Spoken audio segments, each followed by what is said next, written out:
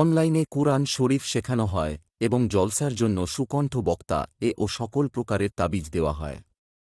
হাফেজ মাওলানা মোহাম্মদ হাফিজুল ইসলাম সাহেব, শিক্ষক মাদ্রাসা আল মাহাদ আল আলামী আল ইসলামী। ফোন নাম্বার 8240827978 ও 7602843343।